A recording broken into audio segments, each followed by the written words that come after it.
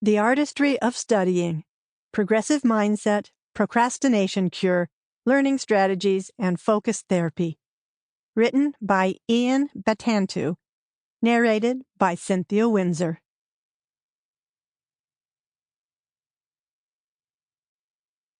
Chapter 1. Your Why.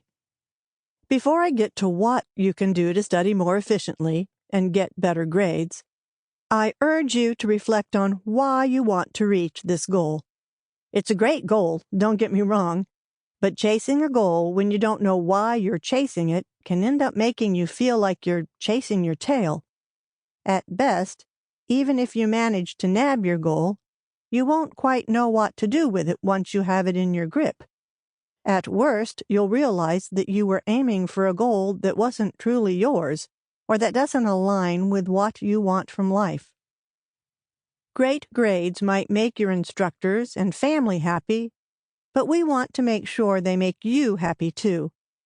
Study skills expert, founder of College Info Geek, and writer Thomas Frank is a perfect example of why the why is so vital. Part of what he focuses on at College Info Geek is how to give students the world over advice on how to study.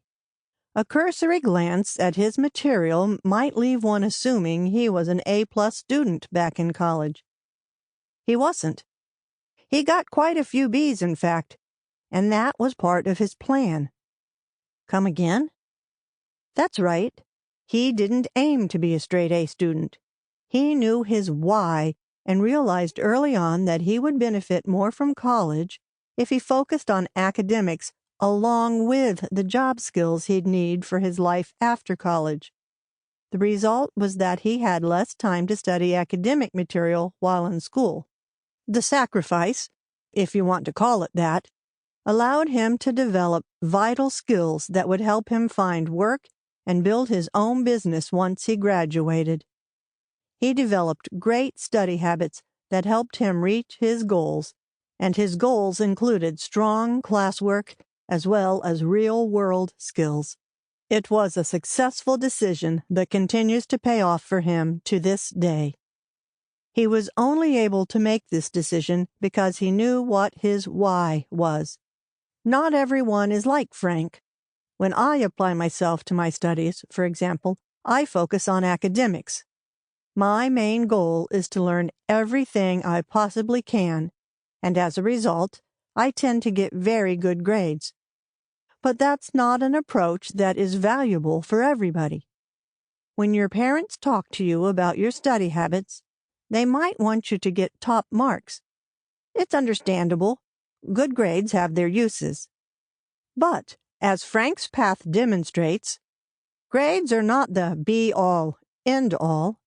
If your goal is to rack up as many top scores as possible, because it makes you feel good, or because you plan on applying to universities or graduate programs that require high grades, or because you want to apply for scholarships, that's great, as long as that is your why.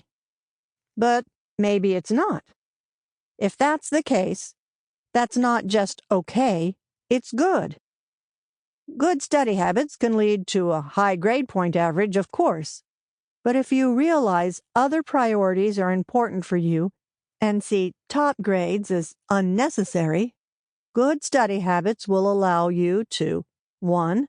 Learn efficiently so that you have time for other activities, and 2.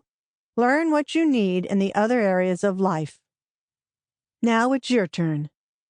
Take a moment now to ask yourself, what goal do I want to reach by improving my study habits? Maybe for you, like Frank, it's so that you streamline your process and have time for your non-academic goals. Or maybe you want to excel in your learning or find significance in earning high grades. Everyone is different, so your goal won't look like my goal. Before moving on to the next chapter, write down your goals. If you're not sure, that's okay. Start thinking about what your goals might be, and start making a list of possible goals. As you progress through this book, you will gain clarity on what you want, and as a result, you will be able to fine-tune Sample complete. Ready to continue?